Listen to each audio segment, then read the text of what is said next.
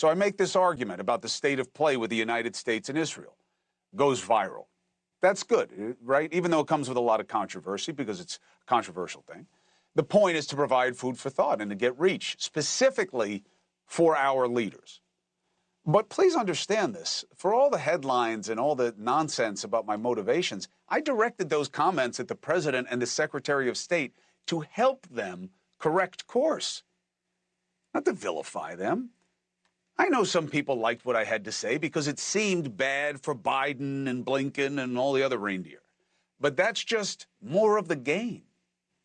The whole point is that something as important as Iran and its poison pals trying to end Israel, as bad as the suffering in Gaza, you can't treat that like another political football with false accommodations and appeasement of the reality. Bring the hostages back. That's what you demand of someone who stole people. You, the terrorists who stole them.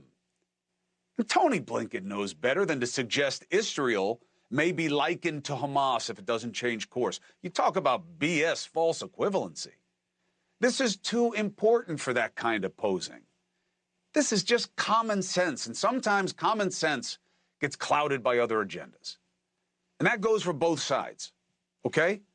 There's way too much reluctance by too many of us to see that. You only see the flaws in the other side. Your side's fine. You got that eagle eye for them, though. Politics and media has become like a form of silly sports fanaticism instead of the serious work of improving society. You know what? My father led himself and our whole family, by extension, to commit himself to service was because of that, not to be powerful. For example, people complain to me a lot that former President Trump doesn't get a fair shake from the media.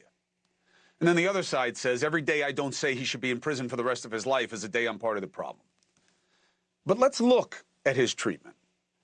Those of you who say he didn't mean that Nazis are good people when he said they're good people on both sides in Charlottesville.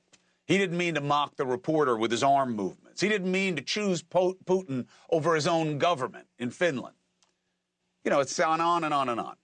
You know, that it's all twisting the context just to make him look bad. Maybe so, sometimes. But he also gets criticized. Why? Because he lies, defies norms, and denies doing the same more than anyone I've ever covered at this level. And you know it. But to the extent that you believe he's treated unfairly, why is it okay with you that he does this? Press always asks me, don't I wish I were debating him? No, I wish we were in high school. I could take him behind the gym. Show me where it says that protests are supposed to be polite and peaceful. Now, he had all these examples in there of politicians on the left talking about violence. Fine, you want to play that game, go ahead. But what am I doing in there?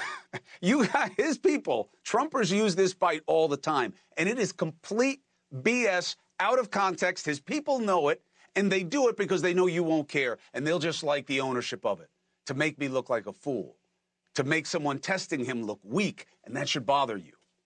So let's put aside the fact that I'd have to be some idiot to not understand what's in the First Amendment about peaceful assembly. And maybe I am an idiot. If that's what you want to believe, knock yourself out. But I know this. Anybody who took the time to remember what I was talking about that night knows it's a BS interpretation. We were in the middle of the Black Lives Matter movement and the related violence. The nation was on edge. The need for understanding of what was happening was real. And this is what I said. Too many see the protests as the problem. No, the problem is what forced your fellow Americans to the streets. People were all upset about how they were yelling and shouting in the police's faces and how angry they were, as if these black people and their allies should just sing some slave hymns and then go home. So then I said, show me where it says protesters are supposed to be polite and peaceful, because I can show you the outraged citizens are the ones who've made America what she is and led to any major milestones. Be honest, this isn't a tranquil time. They're not here to make power or you or me comfortable. They're here to yell, criticize, blame, and shame. You don't have to like it. But why not focus on remembering the reason for the pain that fuels their purpose? Looting, arson, violence, now that's something else. Don't confuse that with protests or the people doing it with being protesters. There are bad people mixed in with good people in these situations. That's the truth. We're learning it in every city. Hey, thank you for watching. Please go to newsnationnow.com, newsnationnow.com, and you can find NewsNation on your television provider. And don't forget to click the red subscribe button down below. Then you will get more of NewsNation's fact-driven coverage.